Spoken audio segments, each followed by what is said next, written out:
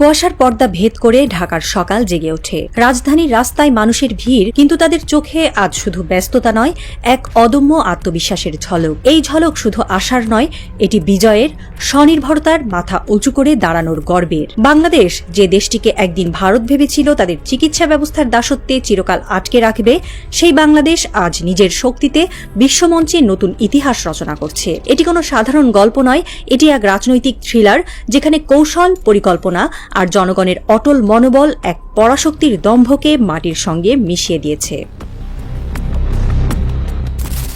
এক সময় ছিল যখন বাংলাদেশের মানুষ চিকিৎসার জন্য কলকাতা, চেন্নাই বা মুম্বাইয়ের হাসপাতালের দিকে তাকাত, ভারতের ভিসা পাওয়ার জন্য লম্বা লাইনে দাঁড়াত, রাত জেগে অপেক্ষা করত।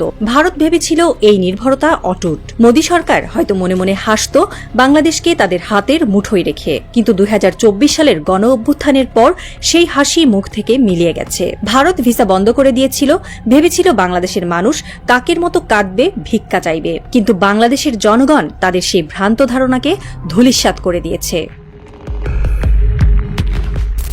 আজ বাংলাদেশের স্বাস্থ্য খাতে $15 বিলিয়ন বিদেশি বিনিয়োগের ঢেউ আছড়ে পড়ছে।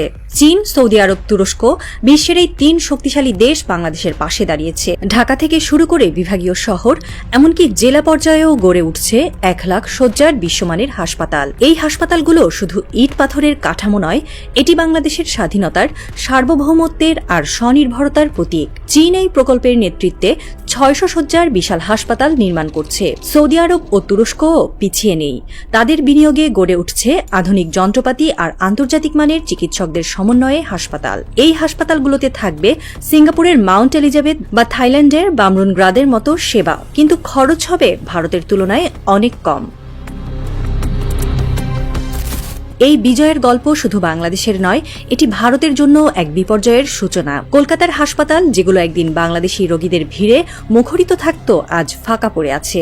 ইন্ডিয়ান হসপিটাল অ্যাসোসিয়েশনের প্রতিবেদন বলছে, বাংলাদেশি রোগীদের অভাবে তাদের হাসপাতাল বন্ধ হওয়ার পথে। ভারতের প্রায় 40 লাখ মানুষ, যারা চিকিৎসা খাতে বাংলাদেশের ওপর নির্ভর করত, এখন বেকারত্বের মুখে। চিকিৎসক, নার্স, ফিজিওথেরাপিস্ট, এমনকি পরিবহন শ্রমিক, সবাই এখন রাস্তায়। দিল্লির রাস্তায় ভারতীয় ডাক্তারদের বিক্ষোভের দৃশ্য যেন এক নীরব চিৎকার, বাংলাদেশি রোগীদের ভিসা দাও, নইলে আমরা না খেয়ে মরব।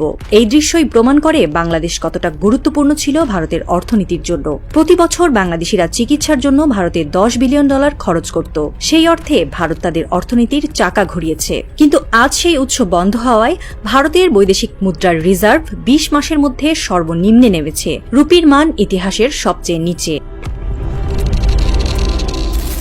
এই উত্থান শুধু চিকিৎসা খাতের গল্প নয়, এটি একটি কৌশলগত বিজয়। চীনের পরিকল্পনায় নির্মিত হাসপাতালগুলোর 70% চিকিৎসক, নার্স ও টেকনিশিয়ান হবে বাংলাদেশি। বাকি 30% আসবে যুক্তরাষ্ট্র, যুক্তরাজ্য ও চীন থেকে। বাংলাদেশের জনবল আন্তর্জাতিক মানে প্রশিক্ষিত হবে, যা ভারতের দম্ভকে আরও গভীর ক্ষত দেবে। চীনের প্রস্তাবে স্পষ্ট বলা হয়েছে, ভারতের উপর নির্ভরতা শূন্যে নামিয়ে আনাই তাদের লক্ষ্য। এই পরিকল্পনা বাংলাদেশের জন্য এক নতুন দিগন্ত উন্মোচন করেছে। ভারতের জন্য এটি শুধু অর্থনৈতিক ধাক্কা নয়, এটি তাদের আঞ্চলিক প্রভাবের পতন।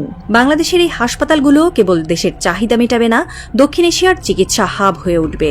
ভারত, যে দেশ একদিন বাংলাদেশকে নিয়ন্ত্রণ করতে চেয়েছিল, আজ নিজেই হতাশার অন্ধকারে ডুবে যাচ্ছে। তাদের হাসপাতালগুলো রোগী খুঁজছে, চিকিৎসকরা চাকরি খুঁজছে, আর অর্থনীতি ধুঁকছে। বিবিসির এক প্রতিবেদন বলছে, ভারতের প্রায় 50% চিকিৎসক জাল সনদ নিয়ে কাজ করছেন। এই সত্য প্রকাশের পর বাংলাদেশের মানুষের ভরসা ভারতের ওপর থেকে আরও উঠে গেছে।